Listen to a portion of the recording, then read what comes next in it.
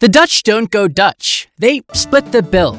Hello digital nomads and travel enthusiasts. Today we dive right into the tulip fields in the Netherlands. I'm talking about millions of tulips. And the funny part is, that's just the tip of the iceberg when it comes to this fascinating country. Let's dive in. Bicycles and cyclists.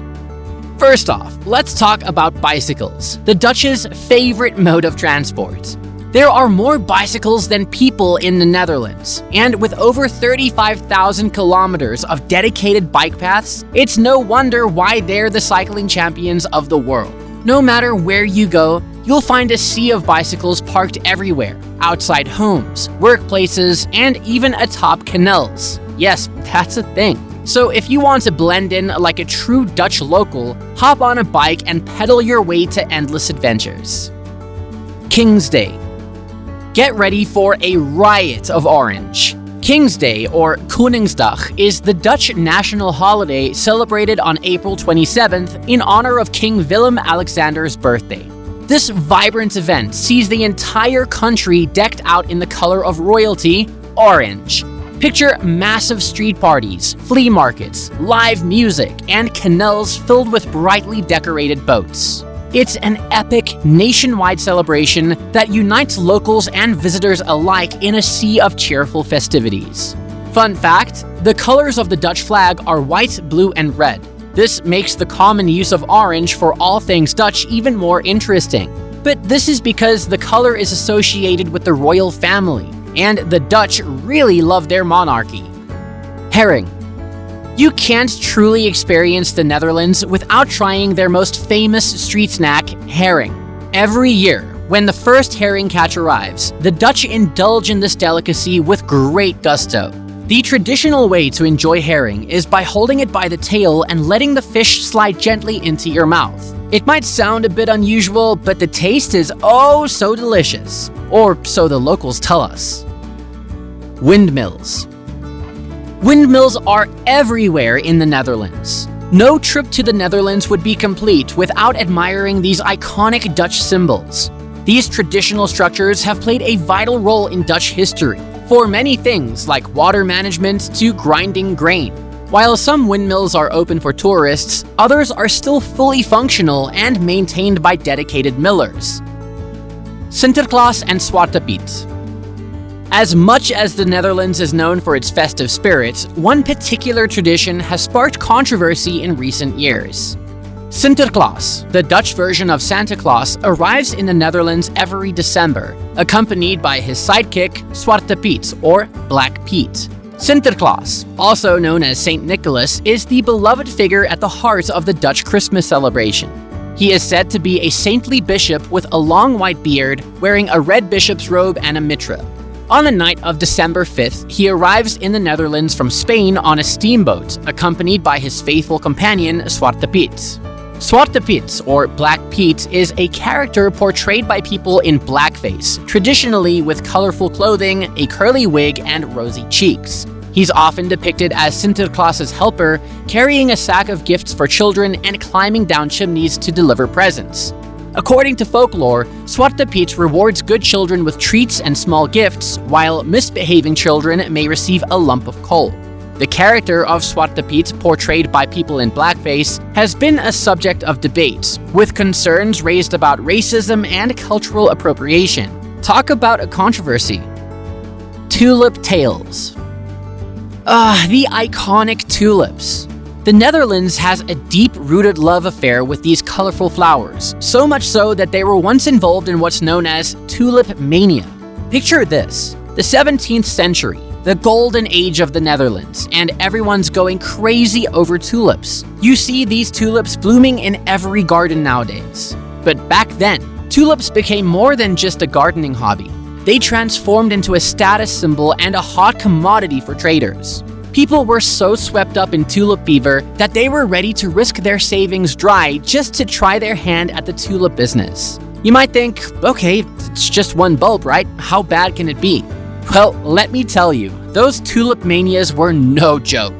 At the height of its craze, the prices of tulip bulbs skyrocketed to ridiculous levels, sometimes exceeding the cost of a family house. And it wasn't just regular folk caught in this flowery whirlwind. Even merchants, nobles, and folks from all walks of life got swept up in this. With so much gambling, it was like a game of botanical roulette. Though the hype eventually faded, tulips continue to be an important part of Dutch culture. In fact, they are celebrated annually during the Keukenhof Flower Exhibition, a breathtaking display of over 7 million tulips. It's the world's biggest tulip show, and that's why the Netherlands are called the tulip country of the world. Under the sea. This is not a drill. Almost 1/3 of the Netherlands is underwater. But the Dutch have pulled off the art of living with it. They've got this mind-blowing technique called poldering, where they reclaim land from the sea like it's nobody's business. I mean, we're talking about creating a dry land out of water. How cool is that? With a big chunk of their country below sea level, they needed a genius solution to make more room for life. So they built giant systems of dikes, dams, and drainage canals to keep the water at bay and turn it into fertile, usable land. One remarkable example is the Delta Works, a series of dams, locks, dikes, and levees that protect the country from flooding and high tides. Thanks to the poldering magic, they've got towns, farms, and even airports floating on reclaimed sea space. If there is sunlight in the tulip country, there is also a lot of rain. Like, a lot. But instead of fretting over the weather, the Dutch have what they call droge voeten. This translates to dry feet. With their impressive flood protection system and well-engineered dikes, the Dutch have effectively tamed the waters, ensuring that their towns and cities remain safe and dry even during heavy rains and storms. And it doesn't hurt that there is no shortage of breathtaking water scenery everywhere, even beyond just the 2 provinces of Holland. Netherlands versus Holland. The Netherlands and Holland. A bit of a naming mystery, but fear not, I've got you covered. So here's the deal. The Netherlands is a country in northwestern Europe, and it's made up of 12 provinces. One of those provinces is North Holland, and another one is South Holland. Now, here's where the confusion creeps in.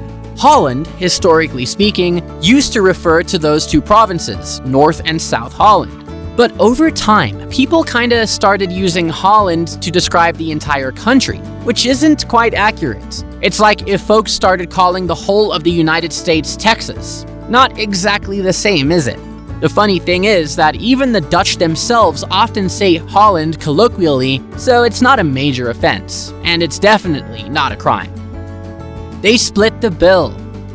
You heard that right. The Dutch don't go Dutch. When in the Netherlands, you always split the bill. This means that whatever the total bill, it will be divided among everyone equally. This goes to show just how giving and generous these people are. And that's not all. The term going Dutch actually comes from 17th century England, when the Brits used to poke fun at the Dutch for being miserly and, well, broke. Going Dutch meant that each party would pay for what they ate, since the Dutch could not afford to split it in half. But oh, how the tables have turned since. Dutch people are known as some of the most open-hearted when it comes to spending, and now they split the bill. Avocado and cheese. Brace yourself for an unexpected culinary pairing: avocados and cheese. The Dutch have ingeniously combined the two to create a popular snack called avocado cheese toast. It's a delightful treat that perfectly balances the creaminess of avocados with the rich, savory goodness of Gouda or Edam cheese. I know it sounds strange, but don't knock it till you've tried it. You might just find yourself craving this unique combination long after you've left the Netherlands. Gezelligheid.